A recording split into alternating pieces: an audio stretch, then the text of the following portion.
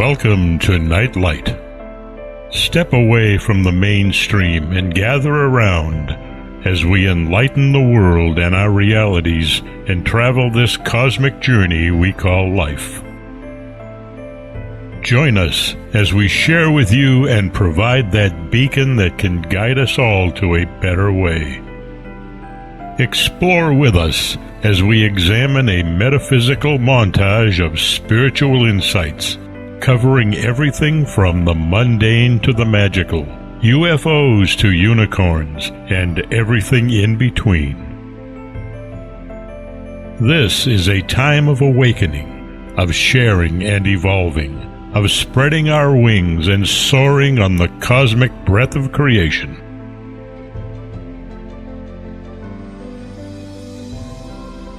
Come and join with other light-minded spirits as we weave our lights together to seek understanding, enlightenment, and, with a little luck, some wisdom.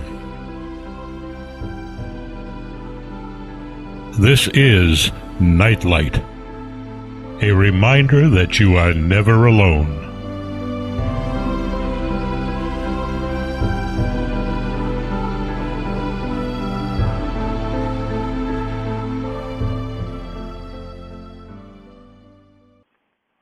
Confirmation that even though we are different sometimes from everybody around us, that there's a reason we're different and that we shouldn't let go of our uniqueness or our differences. We should hold on to them because that's what makes us special, even if the present crowd around us doesn't appreciate that uniqueness. It means that somewhere, someday, sometime, we will, in making our own parade, find others who are doing the same, and it makes you feel very special to think that somebody wrote that song with that in mind, even though at the time it, I'm sure, didn't apply the same way to his life that it applies to mine or yours or somebody else's.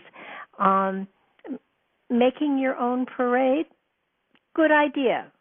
Good idea. And every, there have been times in my life when my belief systems were certainly not those of the majority, and yet believing in what I believed in was easier, because it seemed to me that just because my belief system was different from those around me didn't mean it was wrong. It just meant it was different, and different's okay. I grew to understand that we all have inner truths, we all have inner wisdoms, and those inner truths and wisdoms are absolutely true, appropriate, and valid for us. It doesn't mean anybody else has to follow them, but it does mean that so long as you hold on to your own inner truths and value systems, that's what you're meant to do, that this lifetime is a time of being true to yourself, above and beyond everything else, because that's an important thing that we have to remember, that being true to ourselves and our own inner truths and our own inner wisdoms makes us special. Even if no one else sees it, it does make us special. So anyhow, that's one of the songs that has gotten me through some pretty dark, rainy days and times, and I felt it was an appropriate song to begin the circles with, because it feels as though there has been, in my mind, an absence of places where people who had a spiritual philosophy could sit around and just sort of throw out your truths, throw out your wisdoms, and share them with other people in a place where there is no judgment. And I think that's the most important thing for us to all realize and learn and understand, that just because you don't agree with someone else's philosophy doesn't mean that it's not right for them, because of course it is. And to get to a place where you can honor other people's opinions and philosophies, you don't have to take them on, although I have always found there is always something in there that really resonates to me, no matter how crazy the rest of it may seem. And I get a seed of thought, an inclination, a spark of insight that I can apply to my own and make my own stuff even better. So though I will be sharing my philosophies with you, and hopefully you'll be sharing yours with me, it's sort of like you got to understand that you have to listen hard, but every now and then there is something that is just so glaringly, absolutely spectacular that you have to steal. And I say steal it because I do. I take it and incorporate it into my own stuff, and that makes my stuff even better. But it's not stealing because it's a thought and insight that you see as having another turn, another quirk, and often in these discussions, or when I'm sharing a platform with somebody else, they will get a vision or an impression, and I will be able to give a different spin on it, same information, but just a different spin that is enlightening to everybody. So that it's important that we understand how we are so different and so unique, and that's what we should hold on to and be true to no matter what. I'm putting a lot of information out there to you. A lot of it, I believe, is universal.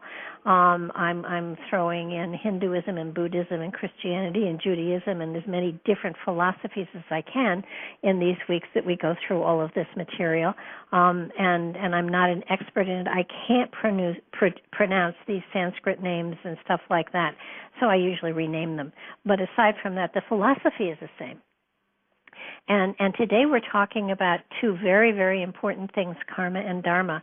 And I know everybody's heard about karma, and everybody has thrown it around, and everybody, it must be karma, this happened, or that's bad karma, or that's good karma, or whatever.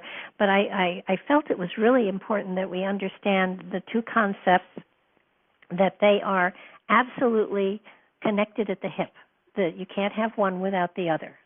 And the important one is, of course, the one that doesn't get talked about most at all. Karma has become almost a hackneyed expression that everybody throws around, even if they don't know where it comes from. Dharma, however, is something that none of it could exist without. And I think it's really cool and synchronistic, and I know it's no mistake, but I didn't do it on purpose. I'd like to admit, I would like to say that I was wise enough to do this way, but I wasn't. It just happened, and somewhere, somehow, my higher self was saying, let's do this way. It'll be good. You'll figure it out later. And I did. Dharma.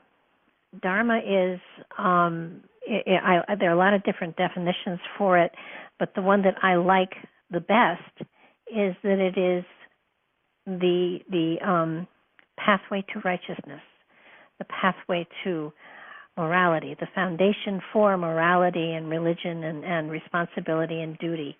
Dharma talks of that which we base our lives on. So our inner belief system and I love this, the universal laws that are in play within our lives at all times. This is just another word for the universal laws, and it comes from the Buddhist and the Hindu philosophies. So that they say that according to some sage Hindu or Buddhist, I'm not sure which, but it says that there are 10 essential rules for the observance of Dharma, and Dharma is the foundation.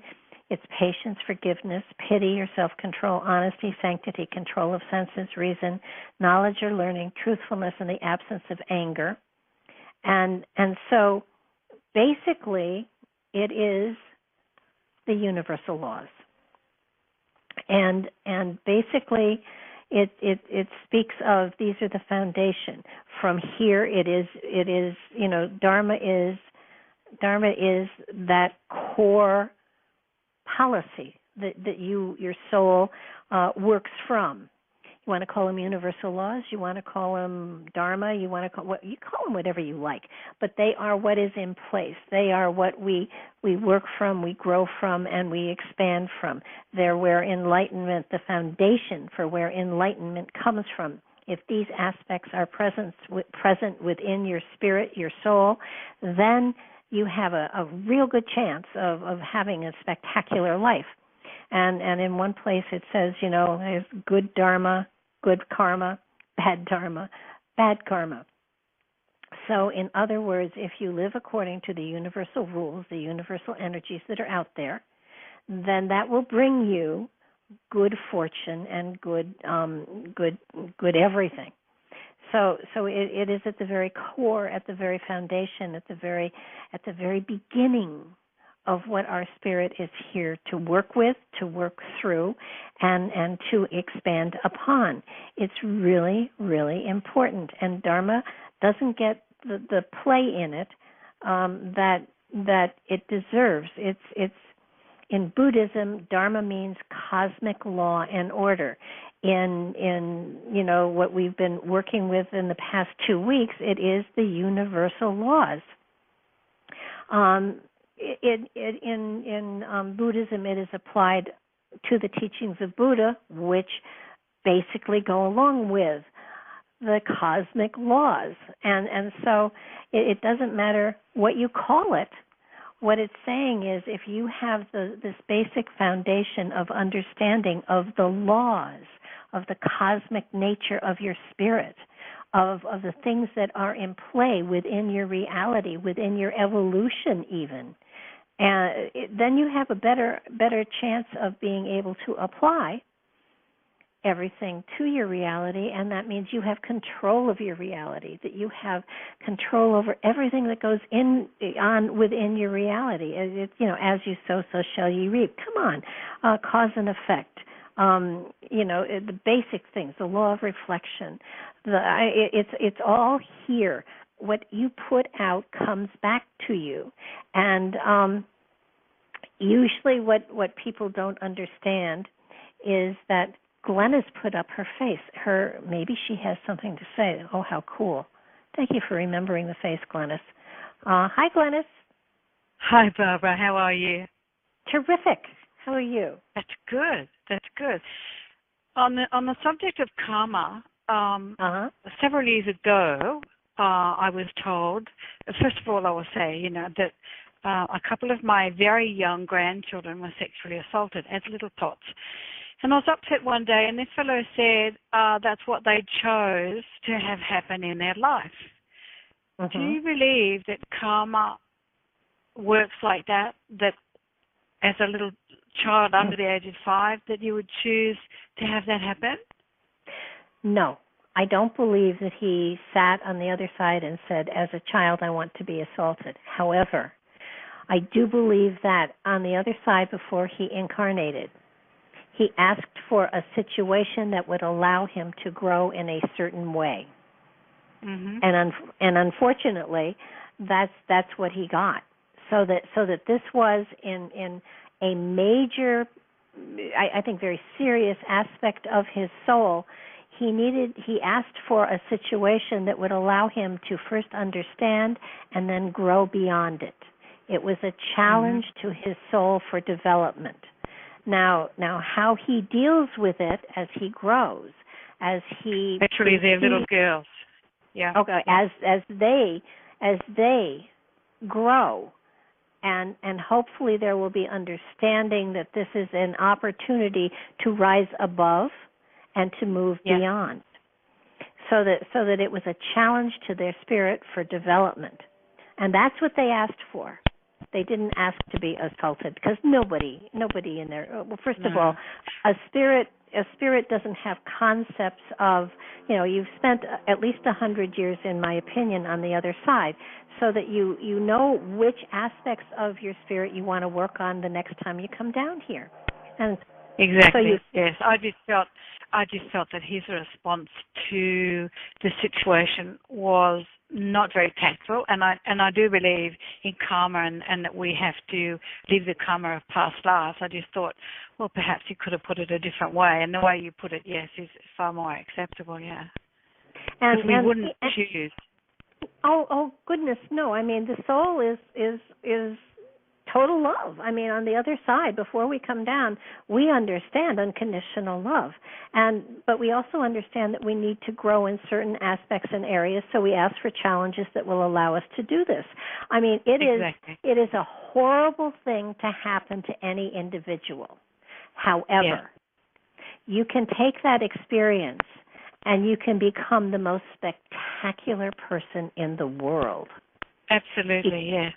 Because you have grown beyond it and understand that forgiving is important and wonderful, and if they're capable of doing that, that's spectacular. I'm not sure I could do that, but you can take the trauma and you can grow through the trauma and become an amazingly compassionate, empathetic, sensitive, tender, loving, caring person. There are a lot who have done exactly that. They've turned it around to be an extremely useful lesson in their life. Absolutely. I have a friend of my mother's, her oldest daughter was abused and then murdered. And within 6 months of that, and her oldest daughter was in her late teens, she not only met with the person that had done it, but she counseled him, told him she loved him, and that she forgave him. And that's great strength. At the trial, she begged for mercy for him, and he stood up and said, I don't deserve the mercy this woman offers. I will carry this burden for the rest of my life. And mercy was given him, and he became a minister, and he counseled prisoners during his life term in prison. Oh, my goodness me. That gives me goosebumps all over. That is the absolute forgiveness. Wow. And so she took what would be a horrific experience, and she grew beyond it. Absolutely, yes. And so that's in spirit. That's what was hoped for, I would think. But I would think so, yeah. But it's up to each individual what they do with the experience. They did ask for a situation through which they could ascend. And I think also it brings, I'm sorry, Barbara, I cut you off. No, that's okay, go ahead. I think it brings us back to that power of words again, because this day, it's quite a number of years ago, but on this day I was distressed thinking about, my little granddaughters, and it was the power of the words that gentleman used. He was meaning to be consoling, but his words were too sharp. So I think, it comes back to the karma, the compassion, the way you select your words and the tone that you use as well. Yeah, and it's so many of us have seen things, and the situations where children are mass murdered, there are a lot of things that happen that are horrific. But if you are stepping back and taking a cosmic look at it, there is a balance of some sort. There are lessons that are there. When a child dies from whatever cause, those parents have the choice. Are they going to let it ruin their marriage and destroy their lives, or are they going to take it as a trigger to find a deeper, more spiritual aspect to their lives? And that doesn't mean they step on soapboxes and preach. That means they change their lives and they help other people, or they in some way impact humanity in a more loving, kind way. Another lesson. Yes, we have a choice. We have an absolute choice to take whatever trauma or awful thing that happens in our life. We have a choice. We can roll up in a little ball and come back next lifetime and try to deal with it better, or we can weep it out, cry it out, and then roll our sleeves up and say, okay, this was horrible, but let me make it something good. And it shows nothing is set in concrete. Everything is changeable. So the path that we choose to follow isn't always black and white. It can change. Everything can change. Well, that's the cool thing about karma. We can't do much about our past because we've already done that and screwed stuff up. But it's how we deal with it now. Yes. It's how we deal with it now, and by how we deal with it now determines our future. So that you can stay where you are now, and everyone else will move beyond you, and you will just be miserable, or you can start to perceive it and seed your consciousness to have a more powerful understanding, and you don't do it with bitterness, you do it with love, and by doing it with love, by doing it with, okay, I choose not to remain here. I want to go more positively into the future, and in order to do that, I have to put out positive thoughts and positive actions, and not just for the next 5 minutes or 15 minutes, but for the rest of the day, for the rest of my life. And the more positive defines you a are, person, doesn't it? it absolutely It defines does. who you are, the way you deal with it. And I noticed with these 3 little girls in particular who are now adults, it has defined who they are. And, tragic, horrible, but it is another of life's lessons. And as you say, we can choose how we go from that lesson, how we deal with it, and it defines who we are. Oh, it's positively simply, or not. There's a man who was born without arms and without legs. And yes, that's that guy from Australia. Yes, and he is the most positive, motivational speaker you ever. He has skydived. He has surfboarded. Doesn't he make you feel like an absolute whinger when you see what he can do, and look at him, and he just glows. He just glows with love for everything. And I remember hearing him speak, and he said that he was devastated to think that he could never hold a woman in his arms. And then he said, "But I understand now that I can hold a woman in my heart, and that's even better." Exactly. And you could cry watching that video. Yeah, and the reality here is it's totally, absolutely up to us, 100%. We got a situation. And how we deal with it, how we go forward from it, determines what our future is going to be. And you know, I mean, those children have an opportunity to not only rise above this and go beyond it, but have great impact on the lives of thousands of people if they choose to. Exactly. We can use it as a crutch, or we can use it to push forward. Yeah, absolutely, yes, and you can either let it take you down, or you can let it build you up, and it's your choice. Exactly. And at the instance that those things happen, all you can do is cry. I mean, come on, we're human. But reality, it's kind of like, I mean, and my mother's friend who, counseled the person that had murdered her daughter horribly. That's right. So, I mean, we have to go through that period of grieving, and then allow ourselves to decide, well, where to from here? You stay with that grief, or you turn it around and make it something more positive in your life. Absolutely, and you've picked a horrific thing, but things happen to us in everyday life that are semi-devastating and really upsetting, and you can wallow in it and rant about it and cry about it, or you can say, okay, how can I use this to really be a positive aspect to my life? This is something major, and this is where you have to have the thinking open, because we always say everything happens for a reason, and my immediate response is crap with that incident with the little girls. But ultimately, it is true. Everything does happen for a reason, and it's for you to find that reasoning. Well, and let me just suggest that everything happens for a positive reason, because it's something that has happened. You asked for a situation because you wanted your spirit needed an opportunity to expand, evolve, and grow, and so. And the universe doesn't give us negative stuff. There is no such thing as negative. There is, you have the experience, you have the energy there. It's how you perceive it. Now nobody's ever going to write this man a thank you note, but he has to deal with the karma of what he has done. Exactly. But and so he has that he will have to deal with at some point in time, this life or another.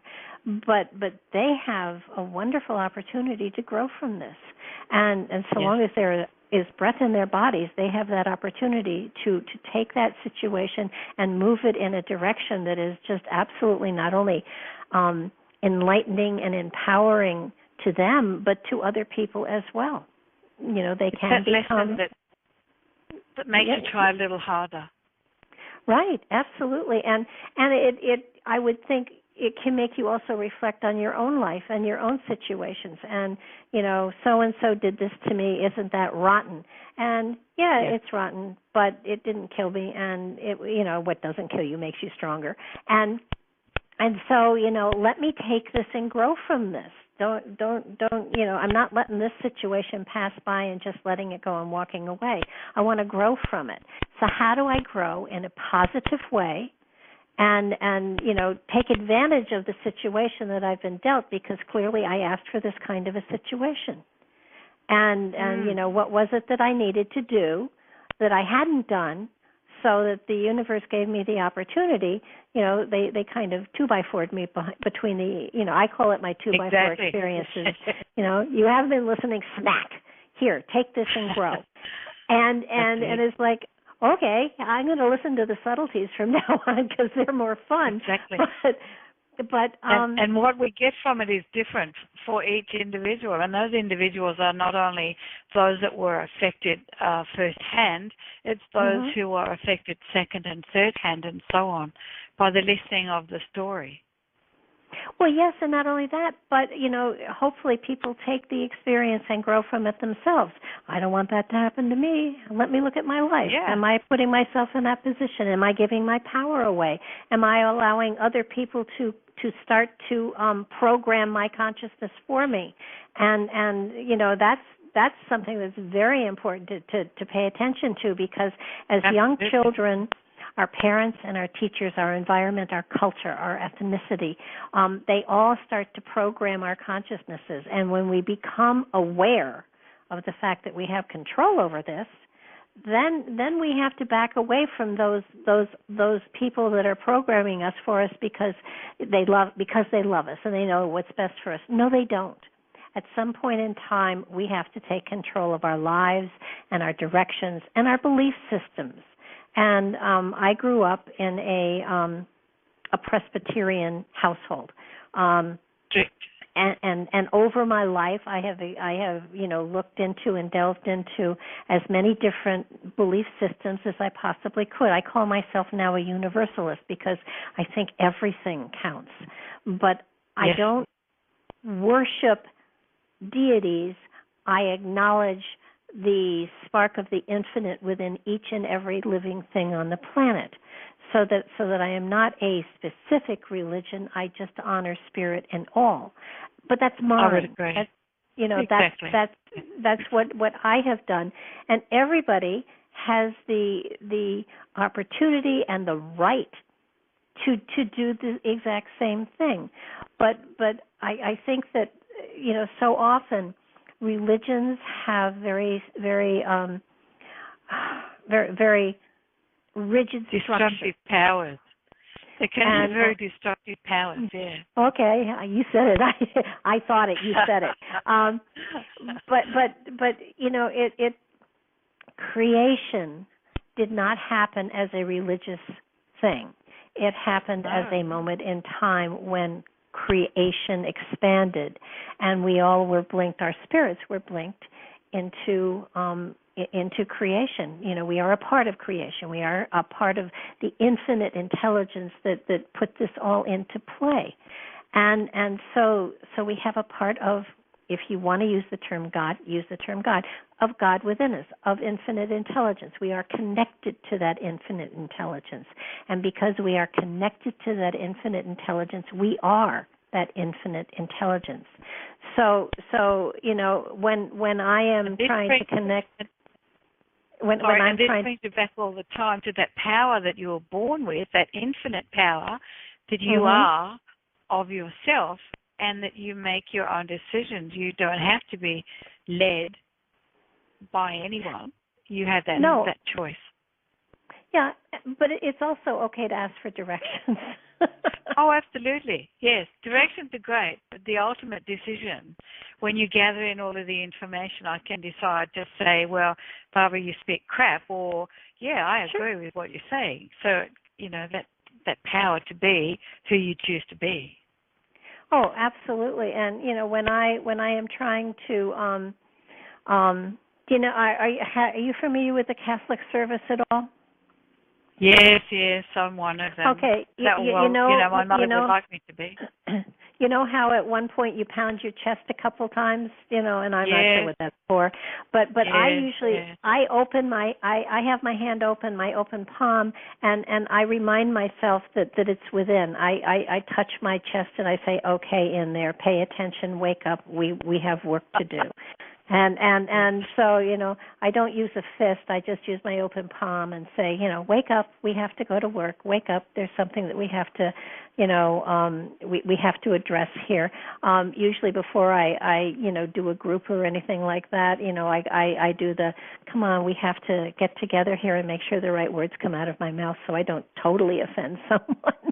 Which is more loving and accepting of what you've got within and what you're going to share, rather than that condemnation of bashing, come alive, come alive. Well, what the reason for a discussion circle was for people to share their philosophies. And everybody has something very worthwhile to share. Everybody has something very important to add to the whole energetic. I mean, just being there and listening, it helps tremendously. Just listening in the archives have blown me away. I don't know who's listening, but it's not just the 60 people that signed up for this, because the archives are well over that. So that it's a phenomenal experience to know that what we say here has been archived, if I put it all together, over 1,000 times. And that's good. And it's something that will keep reaching out for people, I hope. And and Deb and I will continue to do this, and Jeannie, as long as there is interest. And I think it's really important that I am totally staying away from the psychic and all of that stuff, because the reality is, the more sensitive you become to yourself and others, the more sensitive you become overall. It does open you up psychically. It opens you up spiritually. It opens you up in all sorts of directions. And what you do with that awareness is totally up to you. But it comes back to getting that better understanding of self, doesn't it? Yeah. And so what I mean, I got into this field because I was looking to understand myself and find my higher consciousness. I knew it was in there someplace. And it was a big surprise to me that voice that talked to me so quietly every now and then was literally my higher consciousness. And it wasn't my ego. It was my link to the infinite. It was a very simple thing. And we talked. And we've talked a number of times in the circles about, some people expect there have to be 15 different levels of consciousness, and frankly, that's way too complicated for me as far as I'm concerned. There's my consciousness that deals with my reality, that's my ego, and then I have my higher consciousness inside that just sits back and shakes its head. So, and every now and then the two of them get together, and then cool stuff happens. But it's really, really important for all of us to understand that this is a foundation that we all should have, just as really good human beings. And the more you understand it, the more you apply it to your life, and the more you understand what those. Be complicated. No, not need at all. Ever for the complication. When you break it all down, it's really quite simple. Absolutely, it's so simple that people think it can't be that easy. And the reality is, it's very easy. First of all, you're in charge. First of all, you are a God, as much as the God that people say created us is a God. So that you have total power, total control, total everything. What Jesus was capable of, you're capable of. What the gurus that float are capable of, you are capable of. We all have the same basic structure. We have a spirit inside of a human body, and we are experiencing a human lifetime as a spirit. And you can let as much of that spirit out into the reality and become a part of your personality and how you address your reality, or you can keep it cooped up inside, and next lifetime it'll come back with a better personality that'll let it out. I like that word choice again. Yeah. Absolutely. Total, absolute choice. And there are people that you can't, you think, the spirit must have missed the boat when they were born or something. But that's not true. Sometimes it's a little bit hidden. Well, sometimes the choice was, let me see what it's like when there is no spiritual aspect to a person's life. Yes. And so the spirit rides for an entire lifetime inside the body, never having the ability to help the person. And that to me is such a sad thing, because letting that spiritual aspect of our nature to blend with our physical nature makes us a richer person. We may not have any money, but it's a richer person. And so it's that richness that you feel within. Yes, it's good. Absolutely, and it means that no matter how crummy everything is, you still have the essence of joy. And you can look at just how crappy everything is and have to laugh at it, because, it's, how did I get myself in this mess? Exactly. And what was I thinking or smoking on the other side before I checked all those boxes? No, I have to avoid that next time. But it's amazing. There are no mistakes. There are no coincidences. There is a grand plan that's being played out. You took the word out of my mouth. It's that plan, and that plan that we can change if we choose. We can change. We can't change the fact that the lessons and the challenges are going to come our way, but we can absolutely change how we address them and how we perceive them. Yeah. And it's like, sometimes I will see something happening in my life, and part of me is saying, "Oh no, not again! Didn't I deal with that last time?" And yes, and clearly not, because here it rolls in again. And I mean, there have been situations in the last, couple months where I've said to myself, "You think you would have learned by now? You had to repeat this lesson yet again." And so I had to, after I got done ranting and raving, I had to laugh at myself for having done something so simple again. And this time I'm going to use it, and I'm going to make it into something, that is so rich and so joyful that I won't forget that I have claimed my power back again. And so maybe that's looking at many ways of doing one thing, and that we can do it this way today, and then it comes back. That, my goodness, you've not learned that lesson, so let's look at it another way and try it another way. Yeah, there must have been something. I must have missed something on the last pass by.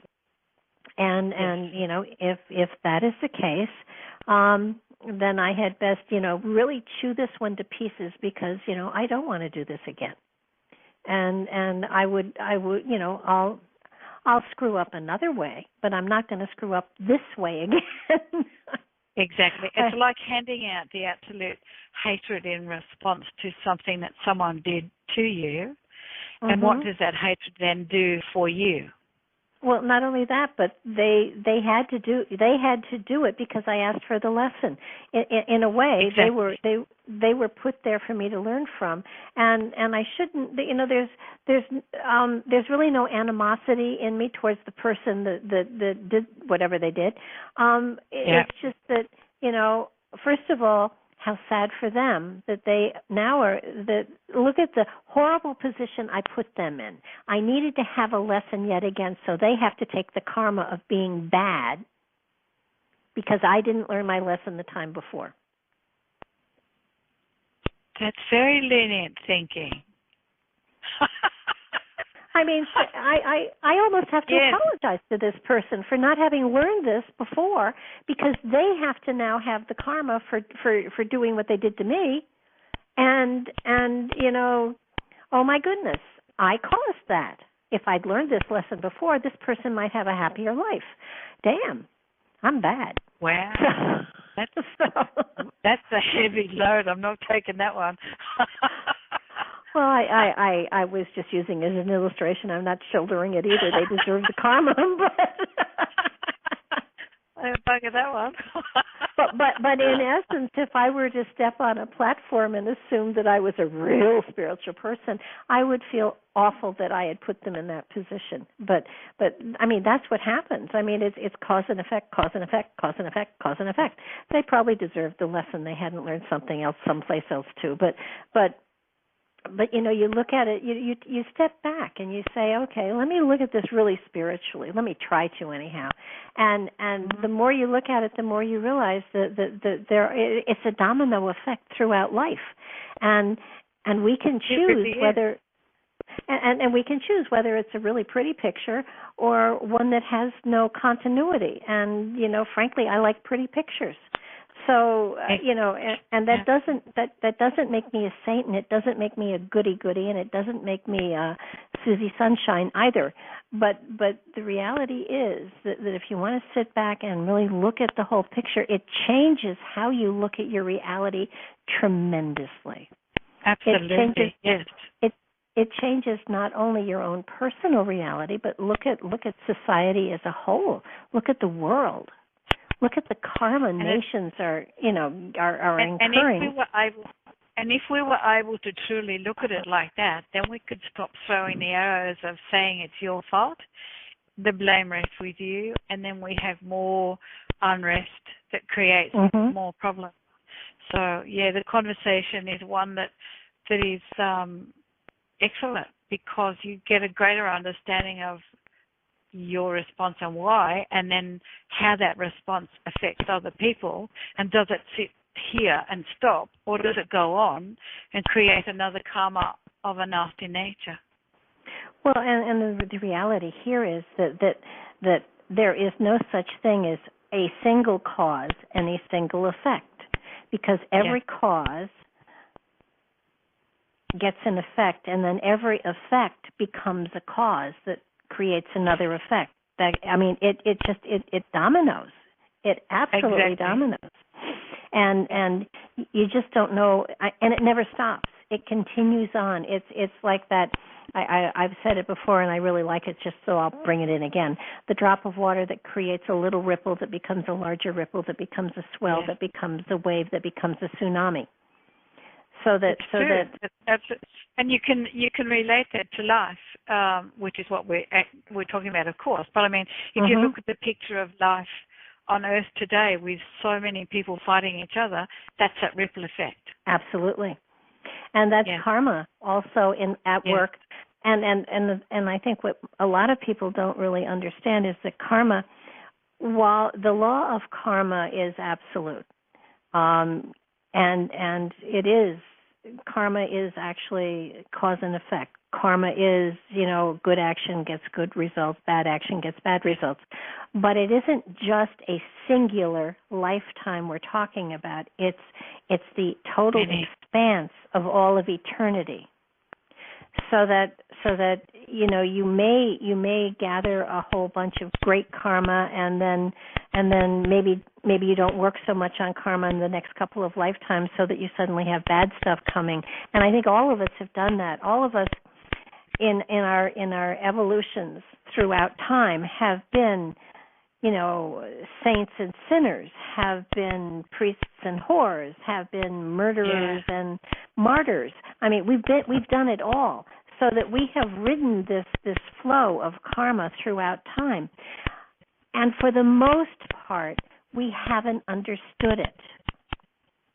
That statement that you just made, you can see that is demonstrated, because if you look back, I mean, first of all, if you look at the atrocities that are happening in the world today, step back and you can go back quite a long way back, and exactly the same things were happening. Absolutely. So whilst we say, this is dreadful, all of this horrendous action that takes lives away, we were doing that hundreds of years ago. Thousands of years ago. Thousands of years ago. And so we're not learning the lessons. But I what I truly believe is that that I think humanity, for the most part, is at a time and a place where they are capable of a greater understanding of their power and their purpose within a lifetime. I believe so. Yeah. And I think that this particular generation that's on the planet now is maybe half and half. But I do believe that in the evolutionary process, people will become more and more and more aware of their power and their responsibility to that power. And you know, just the fact that hundreds of people do listen to the archives of this show, of this circle, of these circles, sort of is a testimony of saying people are beginning to understand that they have total power. They have total the potential for them to have a rich lifetime, rich in the aspect of good things happening and happy things happening and wonderful things coming their way. They have control over that. And if something, and they're grabbing the opportunity to enhance that understanding. Exactly.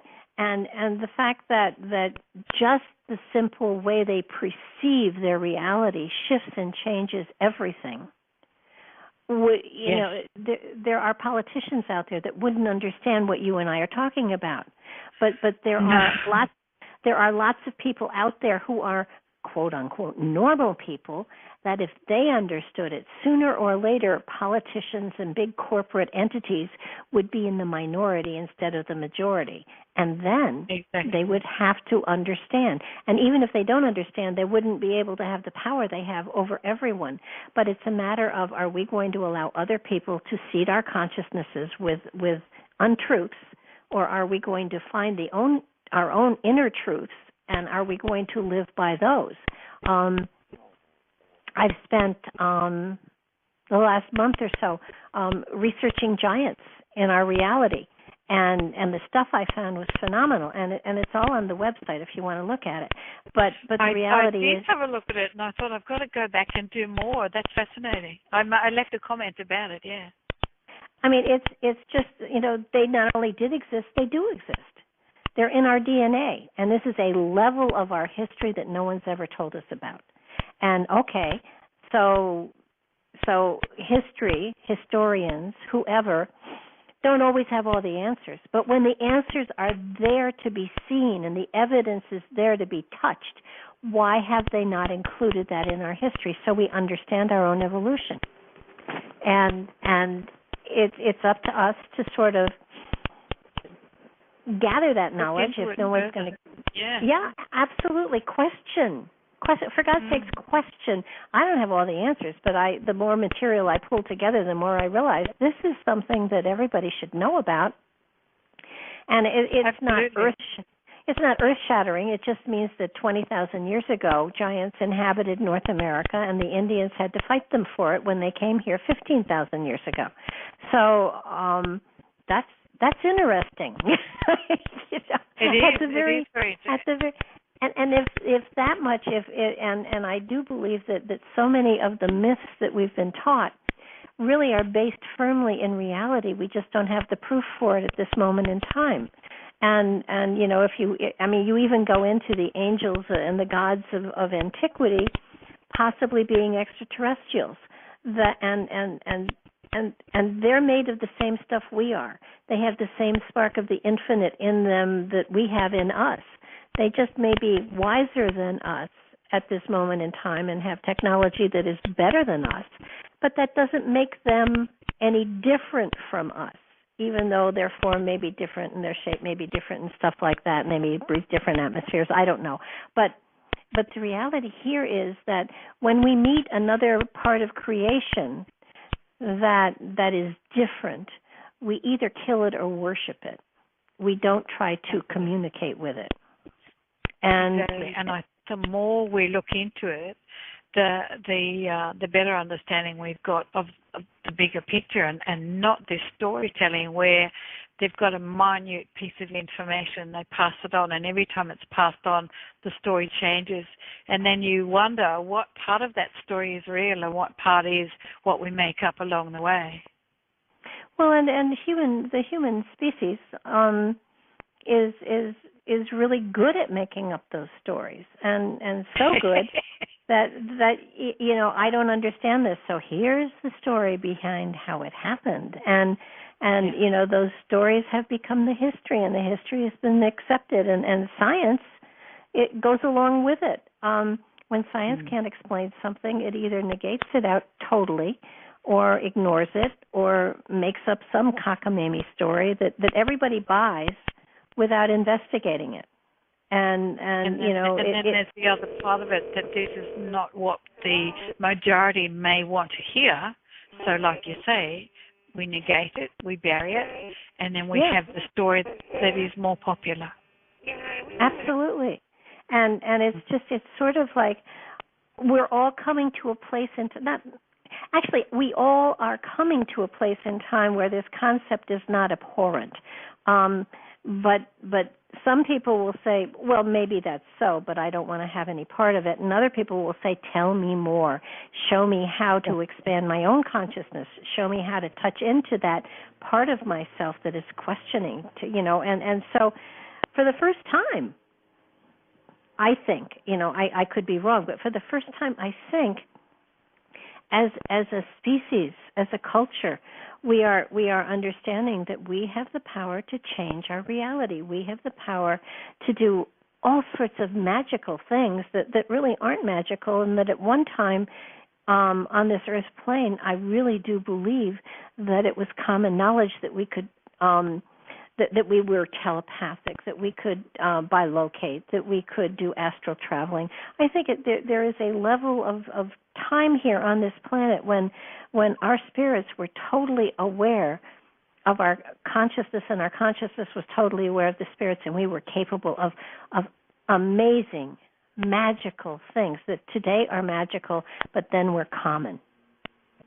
And I believe with that must go the responsibility of understanding that power that you have, and not to abuse that power. Yes. Because a lot of people these days, I've noted, are quite willing to have the power to do, to be, to say, but they don't accept the responsibility of the actions that they take. So that's the other part of it. They need to make sure that balance is always there.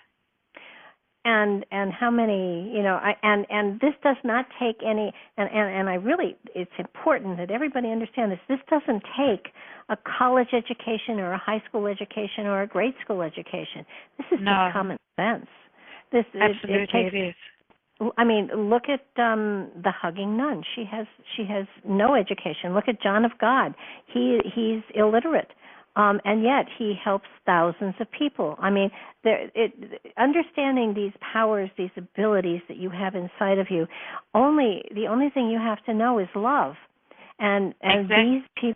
These people know the love, and they're sharing their gifts, and they're giving their gifts away as best they can.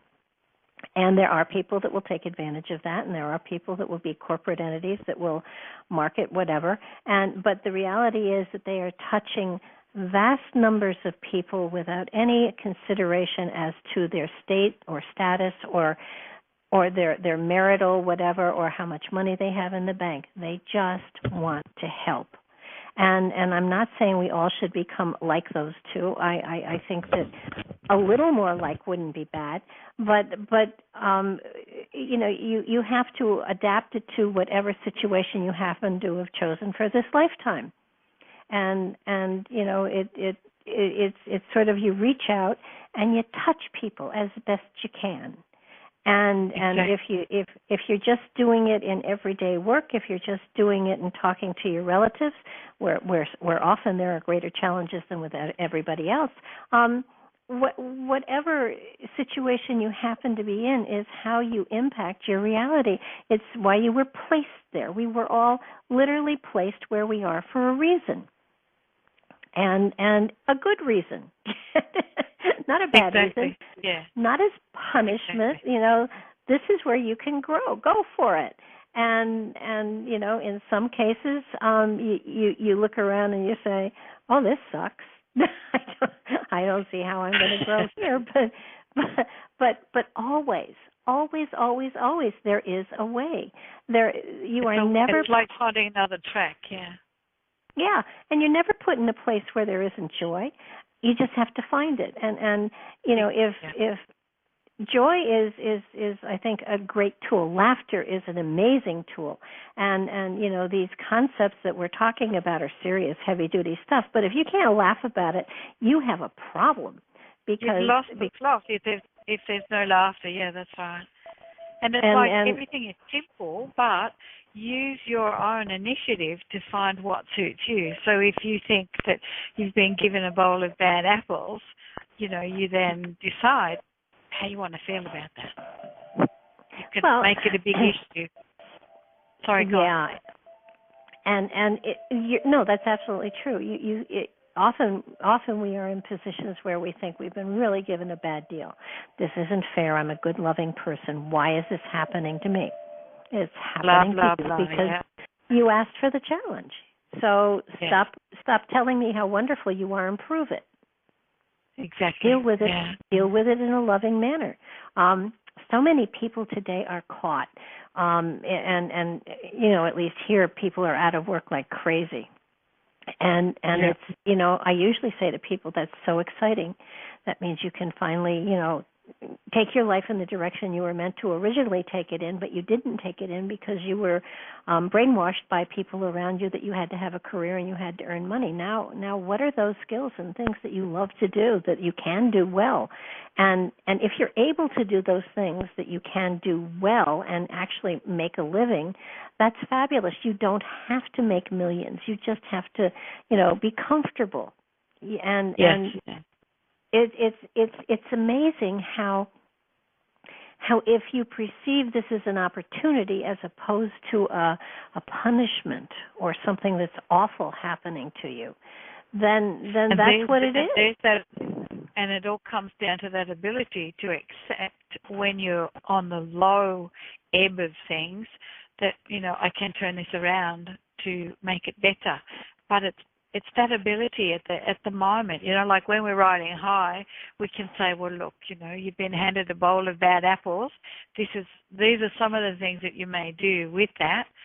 Mm-hmm. But then when you're down and out, you think, crap, what a lot of crap, So it's finding that way up. So, that's where the spark. Yeah. And, I know a long time ago, well, it was a long time ago. It was about 30 years ago. I was in a relationship with someone that was really not a good relationship. It was bad for me and all sorts of stuff, and it cost me a lot of money, and happily I got out of it. But I found that I had paid for everything. And when I finally got out of the relationship, and I never married the person, but I had what would have been his wedding ring. And did not realize I had paid for it. And when I did realize I had paid for it, I took it into the jeweler, and he said, well, do you want to return it? And I said, no, I want you to engrave something on the outside of it so that it'll fit on my finger, my middle finger, my biggest finger, not my thumb, but my middle finger. And he said, are you crazy? And I said, no, I'm serious. And he said, well, on the outside you want something engraved? And I said, yes. And he said, what do you want to have engraved? I said, and this too shall pass. And I wore that ring for I think decades, and it reminded me that no matter how good things were, it would pass, and no matter how bad things were, it would pass. Everything is fluid. Nothing stays the same unless you insist on it. And no matter how good or bad, this too shall pass. And it was a wonderful reminder to me that bad stuff, it goes away. Good stuff, it mellows out. You can get to a place where things are really, really good. Highs are highs, mountaintops are mountaintops, but there are also valleys, and that's part of life. Yeah. And no matter where you are, and no matter. No matter where you are on that pathway, it's going to pass. Just get through it. And it reminded me a lot of the fact that we are on a pathway, and it's a fluid.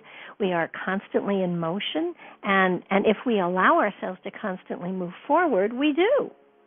And so it's a matter of saying, okay, just a little more and I'll be around the corner and we'll be on to better things. And that's exactly, if that's the way you're perceiving it, that's the way it happens. You know, you're in a place, you make your own roadmap. And if you're going to the dump, then that's where you end up. And if you're going to a better place, then that's where you end up. But the important thing for me to say, it isn't just saying, you know, whatever you perceive. You have to believe that perception. There has Absolutely. to be belief. And I know working with people who had lots of problems, you know, we used to have this terminology for the people who would tell you the same story many, many times over about how hard life was for them and how they were not going anywhere and they would never get anywhere. So we used to call them leaky bags because, you know, that's all they did. They just leaked out this story of misery. Mm-hmm. They would never look within to think, well, how can I turn that around? Right. So the concept of turning it around is you. You know, that's you. It's not how I would turn it around for you, but I think that's who we are. How we turn it around is who we are. Absolutely. And it's, you know, all of these situations are challenges. We've asked for these challenges, for God's sake. I mean, you know, no matter how awful something looks, clearly it was put there because you're capable of overcoming it. You're capable of moving forward. You're capable of finding richness here. And you know, many times you need to sit with something for a long time before you come to that point. But hopefully everybody always does, because you can't go through life saying, I've been given a bad deal, because you haven't been. You have been given cards that you can play and play wisely, and you can win the hand. You just have to pay attention. And it's in many ways, it's a game. I mean, it's a cosmic game, and it's very serious because, of course, your soul is involved in it. But it's interesting. Nonetheless, it's very interesting and very worthwhile being involved in, not just sitting back and allowing it to pass. Be involved. Mhm. Oh, yeah. No, because if you allow it to pass, you are guaranteed it will come again. Absolutely. And then you can sit there and whinge because, you know, this is what you've created. So, yeah, get involved and look what you can do to change whatever in your life, in your thinking. It's all the thinking. It is, and it's programming. And how are you going to program yourself? Are you going to program yourself to take advantage of it, make something of it, and you know, move beyond it, or are you going to just try to get through it as fast as you can so it's over with? And if that's what you choose, just know that it will come back, and it's you really will have true. to Enjoy the ride. Yes. Yeah, enjoy the ride. You enjoy this, it'll come again if you don't deal with it. So just take care of it. And those people that are caught in those places where they just don't see any future, they don't see any new direction to go in and stuff like that. It's sad to be in that position, and you want to shake them and say, come on, you asked for this. There's got to be something inside of you here that can take this and make a positive of it.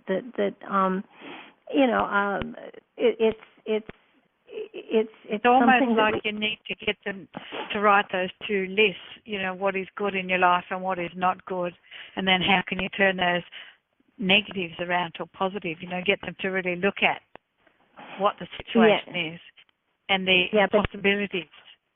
Yeah, you focus people like that on, you know, give me your positives and negatives, and your negative will be a book and your positive will be two sentences. Yes. But the reality here is, no matter how bad it seems, there's something positive here. There's something to grow from here. There's something to take from this and say, I'm not writing you a thank you letter, but thank you, and I will grow from this, and I will be stronger and better because of this. And Absolutely. you know, and sometimes you have to grit your teeth. Sometimes it isn't easy, but always, if you move forward from situations, always, there is laughter and joy, and there is a sense of celebration, because you made it through the rain. And absolutely, look in the mirror. Yeah. Oh, absolutely. You got the law of the law of reflection. Reflection here. What is going on inside of you is what your reality becomes. And so when your reality sucks, it's because that's how you're seeing it. And I'm not saying this happens overnight. I'm saying this is a habit you get into over time. 70 years old, and do I stumble and fall? Absolutely. Absolutely, I stumble and fall. Yes. But you don't have sainthood yet, do you? No. It's not coming this lifetime for sure. My halo is definitely not. It's in Hawk. If I had one, it would be in Hawk. But the reality here is that it is our choice, and everybody hearing this, everybody listening, everybody out there who isn't listening is going through the same process. And it's your perception. It's how you deal with it. It's how you apply yourself. It's your intention of your actions as they go out that create. Exactly, and that's what they call life. Yes.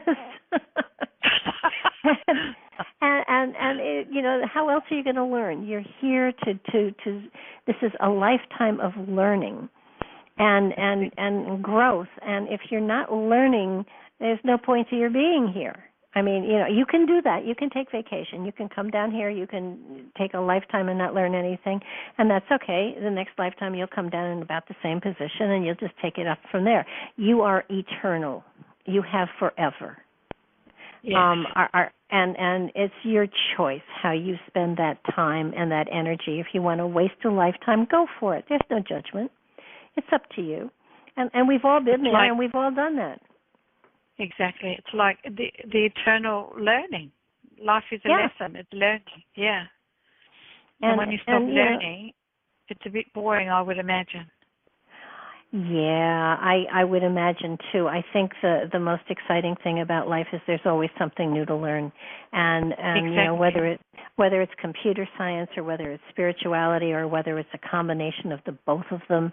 Simply meeting another person with another point of view, even if the point of view you might think, well, a lot of crap or how stupid, it's still learning, regardless. Well, I would rather meet somebody that didn't have the same philosophy at all, that I could talk to, that I could debate with. Yes. Patrick and I agreed on a lot of stuff, but we disagreed on reincarnation. And we had many nights that we stayed up all night just giving the other person our philosophy. And we finally had to come to a standstill if we agreed to disagree on it. And I said to him, "Look, do you still with that argument?" Well, it was really funny because we agreed that the first person to die would first thing off the bed check out and see who was right, whether it was genetic memory or whether it was reincarnation. And we'd come back immediately and tell the other one, which way it was. Yeah. I haven't heard from Patrick, so I would assume I was right, and he just is not going to come back and say, okay, so you were right. I will say that I do believe it's probably a combination of the two of them. I do believe that there is genetic memory, but I also believe wholeheartedly that the spirit comes back time after time after time. So that there's a combination of the two there, because that's why we and how we recognize and feel past lives and understand the lessons learned in them and apply that wisdom. The spirit has just asked you, has he come back, Barbara? Patrick has every now and then something happens that I know could only be Patrick. He has not knocked on the door and said, "Hi, I'm here. Surprise." No. But there have been moments when I have been doing a radio show or something and I suddenly am talking conspiracy theory, and that has to be Patrick there because I'm not a conspiracy person. And there have been times when I have been able to pull things out of the hat, biblically speaking, that I had no idea what I was saying that have to be Patrick's influence. So is he around? Oh, yeah. I have no doubt about that at all. Have we sat and had coffee or tea? Not quite. But yeah, no, he's around. He's around, and he had his finger in there, and I've been fooling around with his website, so I'm sure he's around. The giant material absolutely. Was originally his. Secrets of the Stones is now totally on my website. The giant material is now totally on my website. So you've still got Bear working overtime, have you? Oh no, she's not working with me anymore. I thought she was doing your website. No, I'm doing the website now. Good on you. She did a beautiful job of redesigning my website and bringing it into the 21st century, and for that I am eternally grateful for her. She also put it in a form that I am able to go in and add to it and take away from it and do all the posts and do everything, all of the work. So she had an accident and she was hurt and she wasn't able to do any work for a while, and that meant I had to kind of step in and take it back. And now that I found ways and happily people that can help me out. I think she's much better now, and I think she's doing shows of her own, and so she's getting back into the flow. But no, she and I aren't working together anymore. But she did a beautiful, beautiful job on redoing my website so that it now is 21st century. So you've learned another skill, huh? I had to. It was absolutely not my intent, but I have found that when push came to shove, I did find that a lot of the stuff was stuff that I already knew, but I had never applied, and so I found some online tutorials that are phenomenal, and I've been able to know all of the giant stuff was mine, Secrets of the Stone stuff mine, and of course all the work on my website was my work, and I'm able to be in full control of my website, which is something that I never thought I would do. And you have some fascinating stuff that is really good to read on your website. It's really good. Well, I do thank you. And the technology did scare me, but she was just out of commission in tremendous pain, and she had a lot of stuff that she had to do, and she's going to school full time too. So it just made sense to take it back and take it over, and I do thank her for all of the work she did, because she did a great job. Yes, it looks fabulous. I'm going to let you talk to somebody else. Well, I thank you so much for stepping in and sharing as well. I think that it really helps to have other voices in here too, because this is meant to do a sharing, to be a sharing, and I really appreciate your stepping in with your questions, because it took us in another direction that I think was really, really important to go in.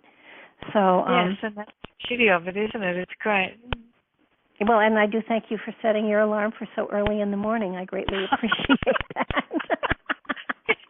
Yeah, but it was about 2:15 I got up, and it's now 4:15 in the morning. Wow. But it's been worth it. I enjoy it.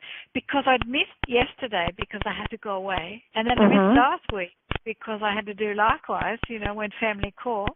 So I thought, no, this. I'm going to not miss another one, so I set the alarm and thought, that's it, here I am. And I enjoy it. It's really good. Thank you. Well, thank you, Glennis. Take care now. You too, Bob. Thank you. Okay, so I want to get back to some of the karma stuff, because it's really, really important that, and anybody feel free to call in. I am open to chatting with anyone here.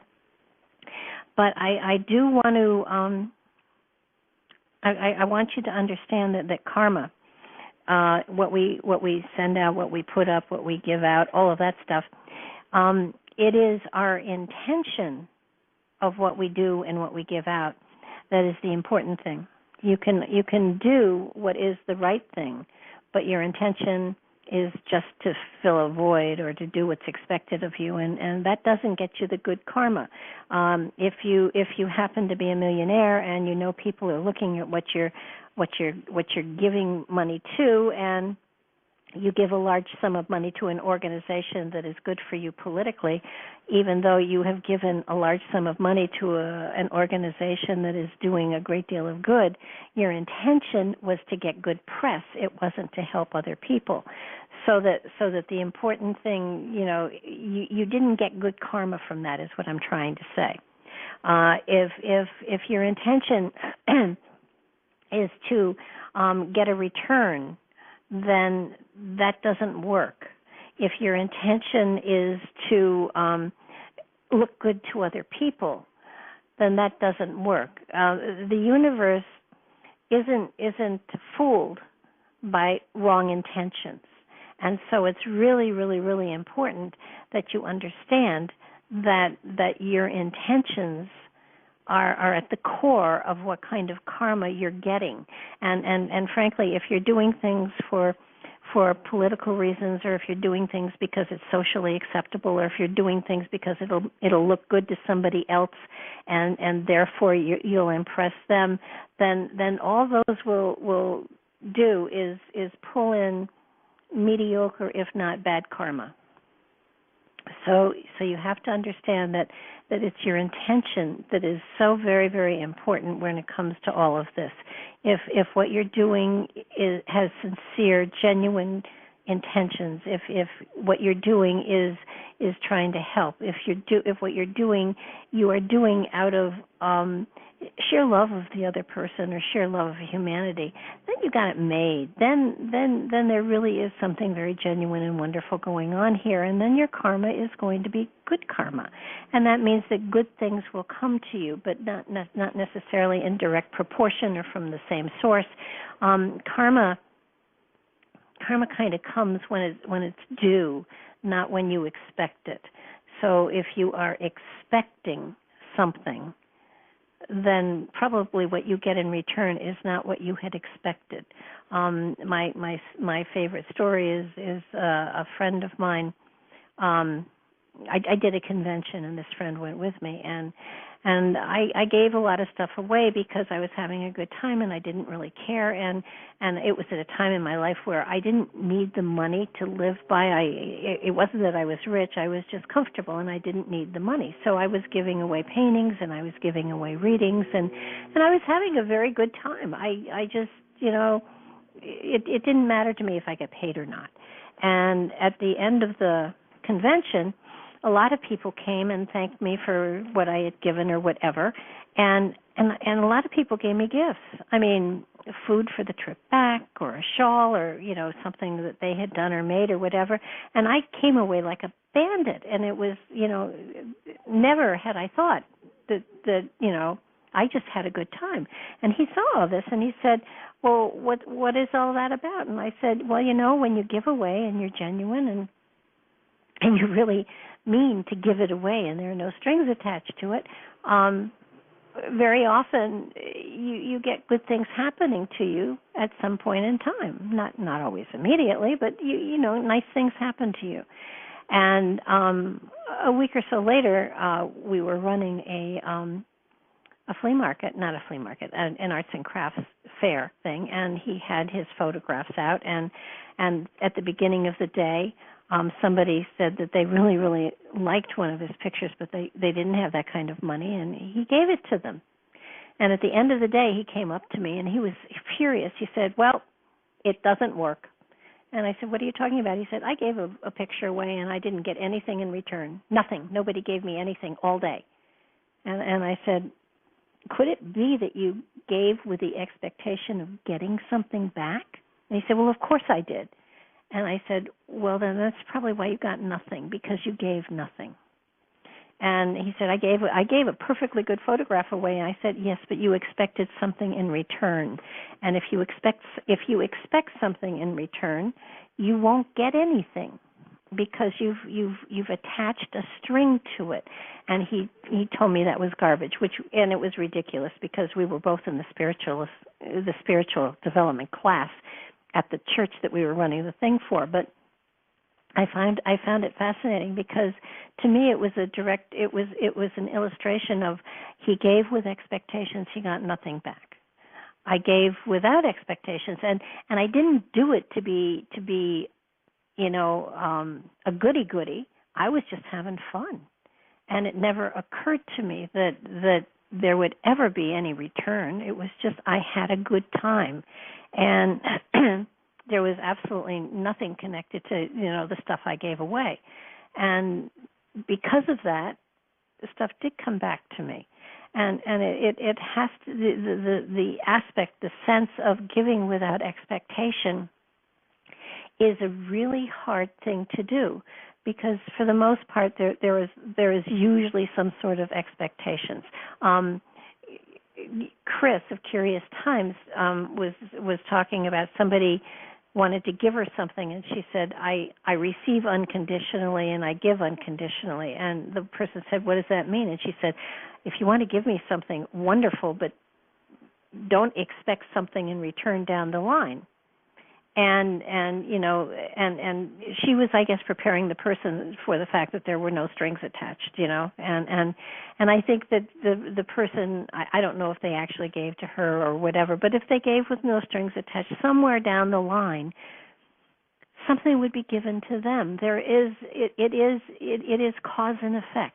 And if there are no strings attached to it, I think what you get in return is so much richer than what you actually give in the first place. And that's just my belief system. You can debate that, all you want, but in my experience, when I have, been joyful and given stuff, and there have been no strings, I've only had wonderfuls come my way.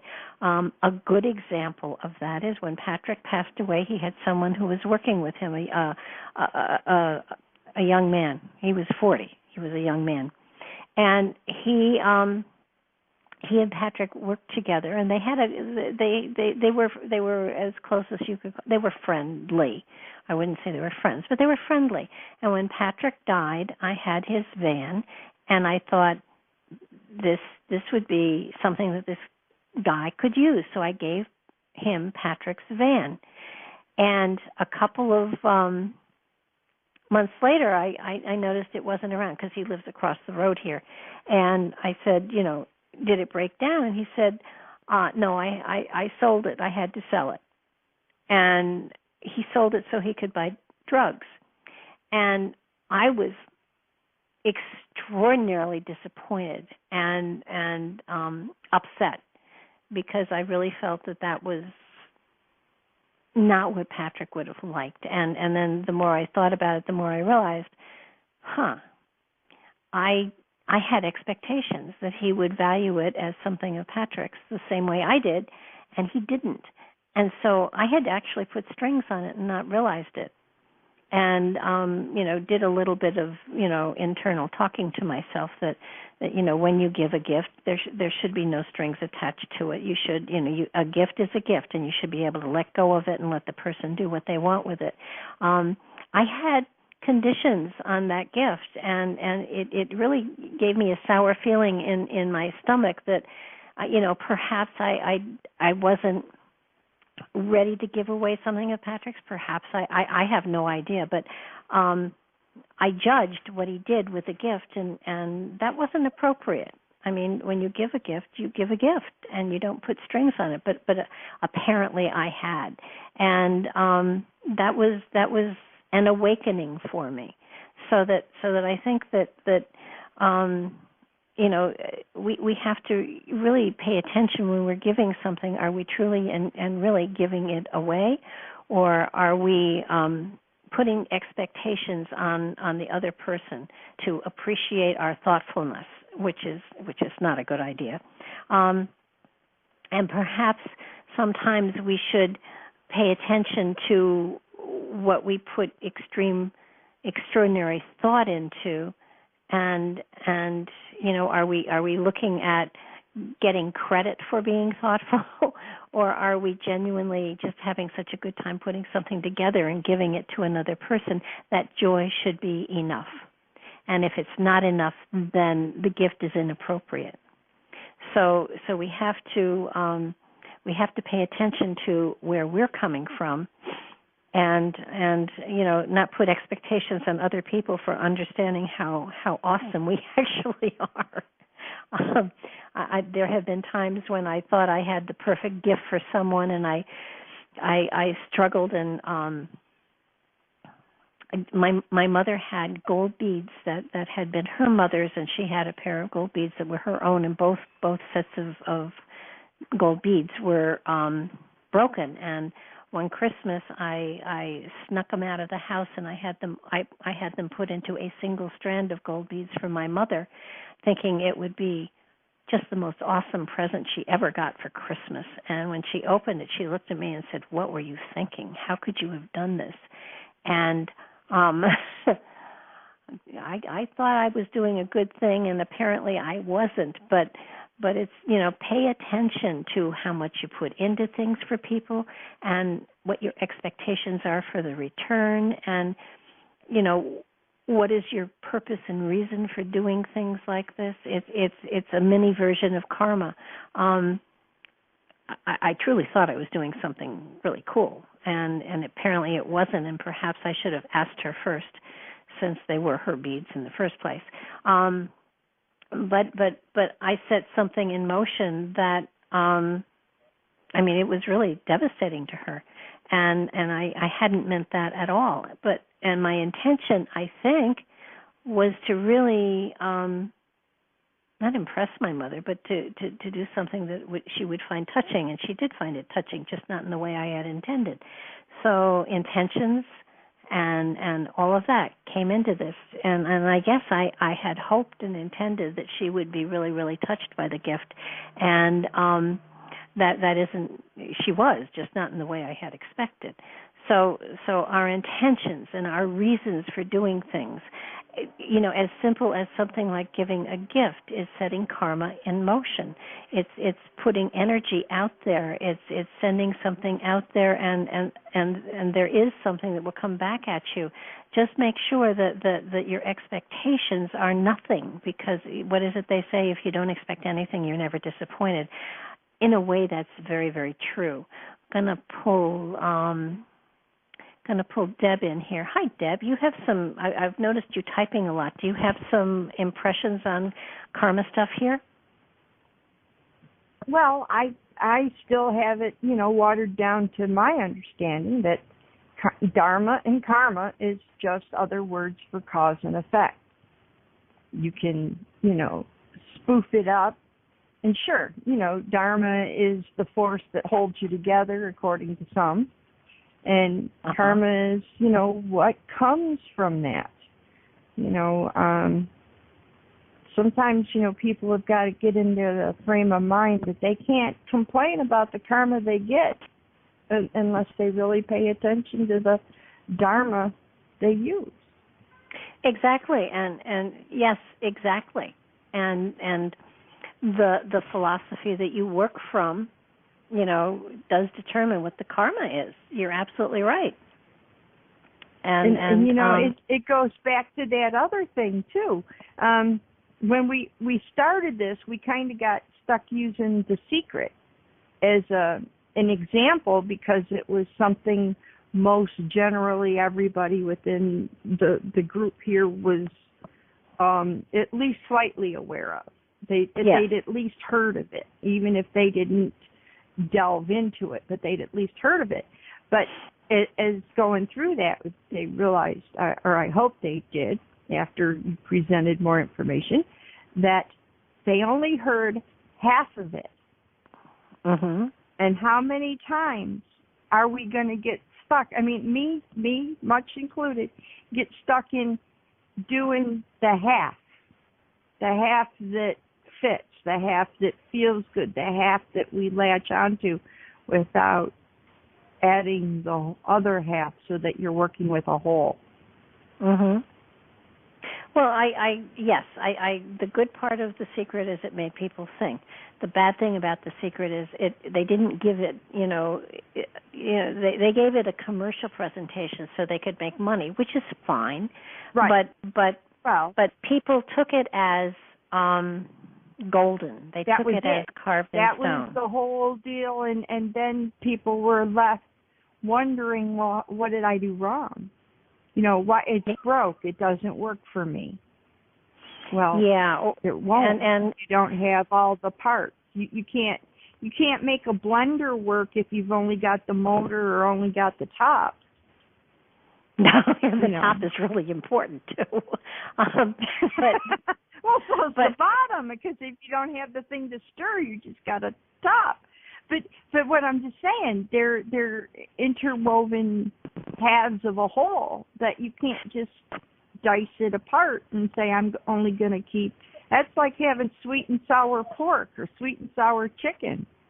You got to have the sweet and the sour, or you just got chicken. Well, yeah, and I think where the secret, for me fell apart was they talked about a vision board, and all you need to do is put your hopes and your wishes and your dreams on the board and just walk away, and then magic happens, and that's not the way it works. You have to be focused on making the changes to allow these things to come into your life. And they were right in saying, you don't have to know how it can happen. You just, among other things, have to believe it will happen, and then you have to change your perception to embrace it coming into your life, and you move forward towards that goal. You don't sit back and expect miracles to happen without you changing your life and your perception and how you are focused upon your reality. And you change all those things, and your reality has to change. It can't stay stagnant, and the reality is that we are molecules. There is always motion. We are always in motion. Things are always happening, and because they're always happening and changing, that means they can change in any particular direction we choose to focus on, and it is a conscious change. It is a conscious effort in order to start to perceive things differently. It isn't just you don't just say, I'm going to think more positively today. You think more positively today. You consciously choose the positive aspects to look at as opposed to dwelling on things that are uncomfortable. And I've never understood that. Why would somebody want to dwell on discomfort and misery when they have the choice to not, to dwell on? Well, that's true, but that goes back to the part of what we talked about a little bit yesterday. Of course, that's not fair to refer to. Not everybody was here yesterday. How many times, depending on how we were brought up, in what conditions, I guess I want to say, or what atmospheres as children, that first off, one of the first thing they teach you, in many of the Judeo-Christian religions is it's good to suffer. The more you suffer, the better you are. Yeah. And you know what? I really don't think that's Creator's way of the process at all. But when we're children, too often we are conditioned into well, this must be so. All the adults say so. Maybe not. But yeah, that's how I think it gets started. Well, yes, I think. Well, absolutely, and we have so many people that help to. And I was talking about programming our consciousness, our reality. It does happen that way. Parents program us, teachers program us, religion programs us, and to a point in time, we don't have any control over that. We just have to take it all in. But there is a moment in time, and I think it's in our 1820s, in there someplace, where we have the power and enough intelligence to say, wait a minute, let me turn around and let me start questioning. And I think when Patrick was 16 or 18, he wrote down everything he'd been taught, and then he spent the next 10 years either proving or disproving all of the things that he'd been taught.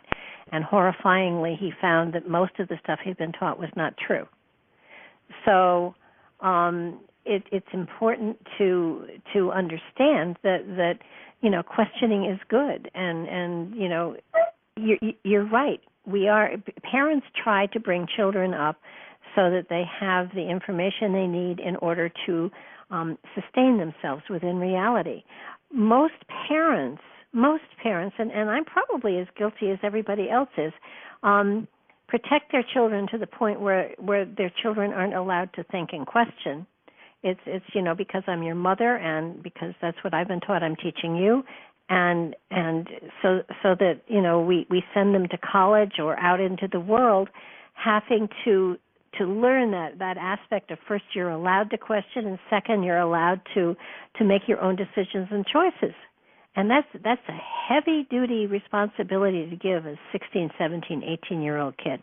And all of us have. And then they wonder why there's so much culture shock that first semester or year when they get to college. Because at first they think, well, first off, I remember when I went, and I didn't leave home to go to college. I was needed at home. But just the shift from high school to college. Because all of a sudden you were said, here's a pile of books, be here, do, and after that, it was you're free. Just do it. Yeah. And we just over here come across 13 years of do this, don't do that. You can think again tomorrow. It shuts off at 3, kind of thing. But I mean, it was a spin. It was such a big spin. I personally am of the opinion now, with retrospective sight, that college is really not an academic as much as it is a social adjustment for people. That you're beginning to understand that you're in control, and you have to take control, and sooner or later you're going to have to support yourself, and so you learn to deal with society there, outside of the purview of your parents, and so many kids allow the schools to continue the programming, and then a lot of the kids, somebody said something about the questioning starts in the 30s. Oh, that was you. That was me. Questioning in earnest, because that's kind of when they take and decide, well, they want to reinvent themselves. This doesn't work. That did work. The other thing. I mean, they question when they 16, 17, get that adjust into the adult mode thing. What fits, what works, what doesn't. What comes back and smacks them. And then I think it's another about 16 years or so, because I know when I was 31, I was like, is this it? Is this what I thought adulthood was? I said, I'm not liking this. I have to rework this. And I had to rework me. I think it's horrifying in a way, that there are people out there that don't understand they have total control of their environment and their reality and their destiny. And I think it's horrible that we aren't taught about the 2 levels of consciousness that are within us, that our perception of our reality determines what that reality is and the destiny that goes beyond that. I'm horrified to think that some of the material we're talking about is new to people, as opposed to, I would rather hope that it's reminding people of what they already knew but forgot, because that there were 60 people about that signed up for these circles. First of all, I was amazed by, but secondly, it's important knowledge and wisdom that all of us should have been given, when we were maybe 16, 17 years old. And can you imagine what kind of reality we would have created if we had known this and understood the universal laws and the consequences of our actions? But if those universal laws and everything they stand for, the Dharma, had been pounded into us as much as some of the religious and some of the academic stuff, if that had been pounded into us, how much different reality would be today. Mhm. I mean that's sort of like, did you ever get the people say, "Well, I'd have told you if you'd have just asked." That kind of goes back to, you got to already know the answer to the question to form the question. It's playing Jeopardy.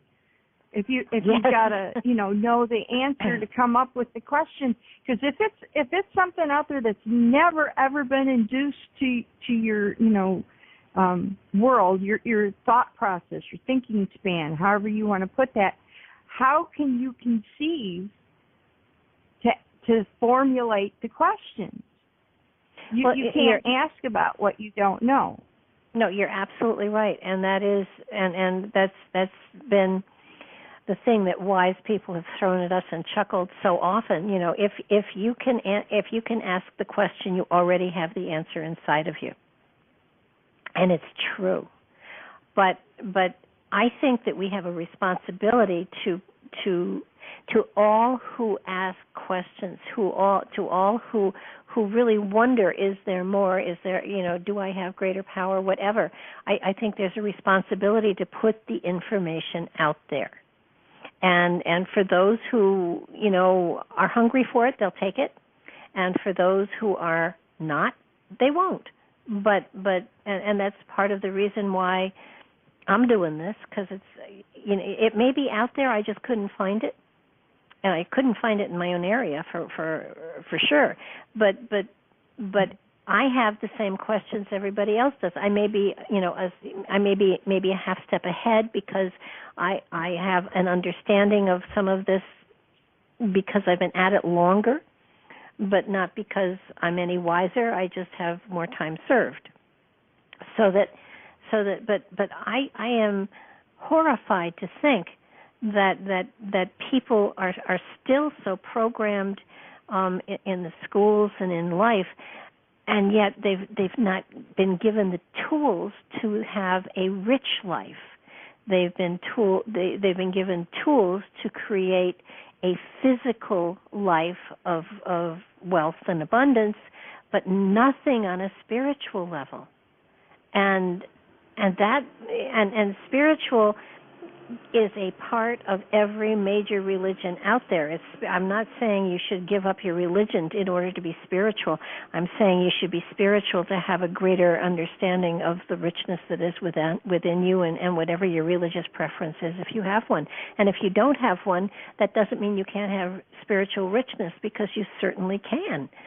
So just the simple things that we've been through, the universal laws, karma and dharma, what goes around comes around. I mean, we're going to get into Akashic records, and we're going to get into reincarnation. We're going to get into a lot of other aspects of the spiritual realms.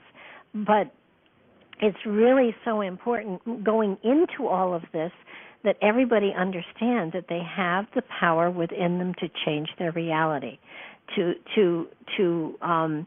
in some way modify things that come their way. If they know that they've done something that is going to get them some karmic feedback at some point in time, they know how to mellow that out. They know how to, with their own perception and understanding and kindness, love, and generosity, compassion, empathy, and all of that stuff, they know they have the tools to really mediate so much of the stuff in their life, and yet they let themselves get slammed, and so it boggles the mind slightly, but this is information that has been out there. Karma and dharma go back to the Hindus and the Buddhists. Karma and dharma are around, have been around for a very long time, and the universal laws, oh my God, they've been around since God knows when.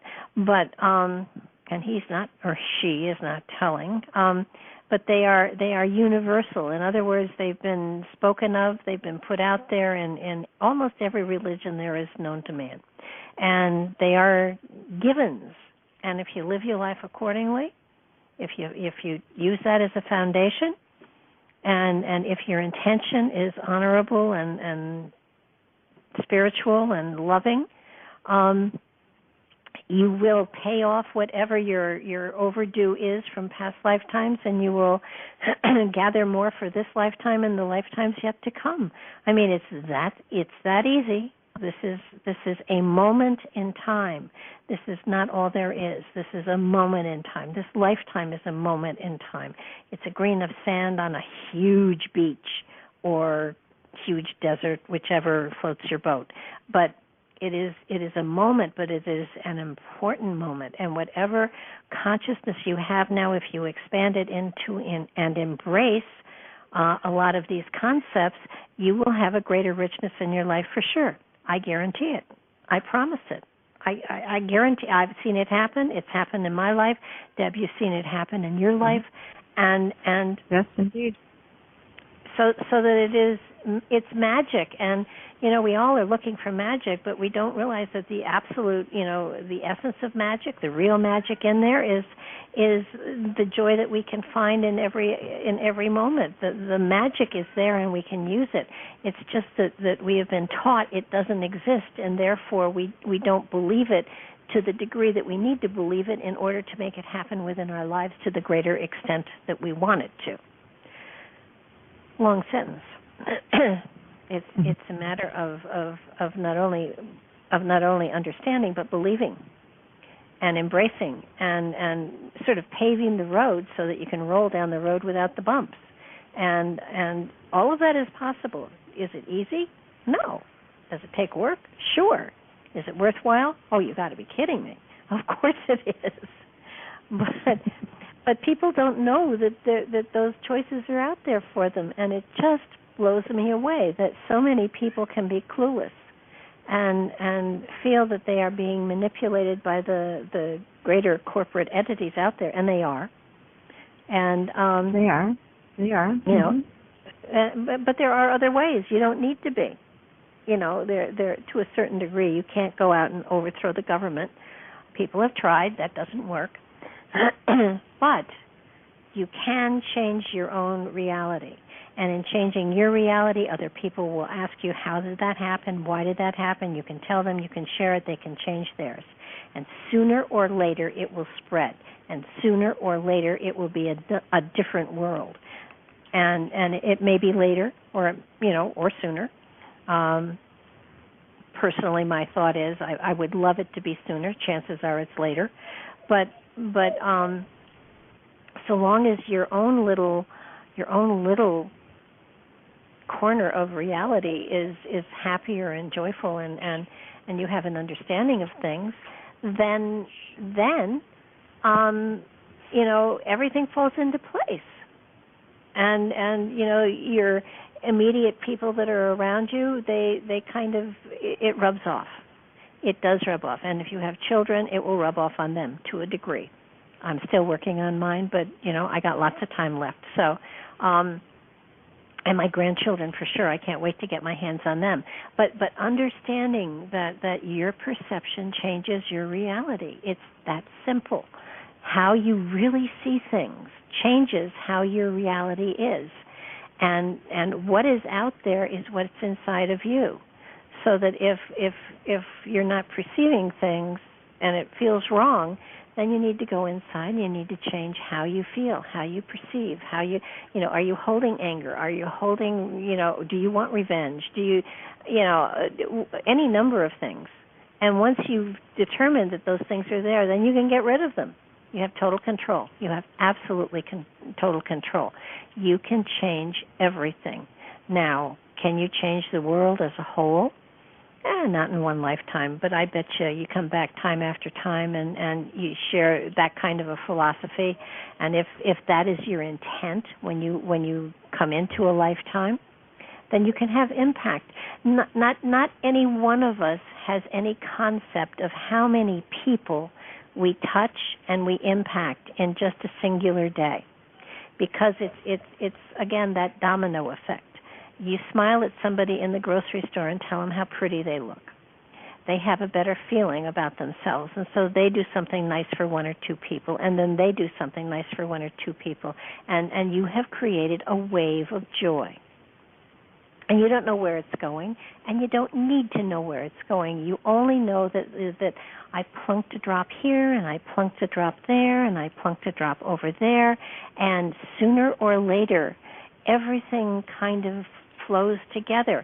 It starts with a little bit. It starts with a single thought, a single action, but over time, and I'm not talking, 12 hours, I'm talking decades or centuries or eons. But sooner or later, those drops become a tsunami and they change the whole world. Maybe not this lifetime, maybe 100 lifetimes from now. Who knows? We'll come back. We'll check it out. We'll add to, hopefully. But it's, we have an obligation to this lifetime, but not only this lifetime, but to lifetimes yet to come. We want to make sure that the lifetimes yet to come are the recipient of a lot of good thoughts and good perceptions and things like that. So I'm going to change the world, and I'm going to do it one lifetime at a time. So it's not like the shampoo. It doesn't work it overnight, but it does work it. I love that commercial, and they told two friends, and so on and so on and so on. I mean, it was a great commercial. But it does happen, and if you understand the fact that we're here for the long run. We're not here for just a lifetime. We're here for a long run, and in that run, each time, if we make those changes, those alterations in our perception, if we plant those seeds of joy and love and abundance, sooner or later, they will absolutely evolve into a world that is far better than the world that we see now. And the world we see now isn't all that bad. I got to tell you, it's really a pretty cool place. It is, of course, all up to your perception. No, I'm going to feed you in a minute. It's half an hour past feeding time here, and the crew is hungry, but they will wait 10 minutes. They won't kill them.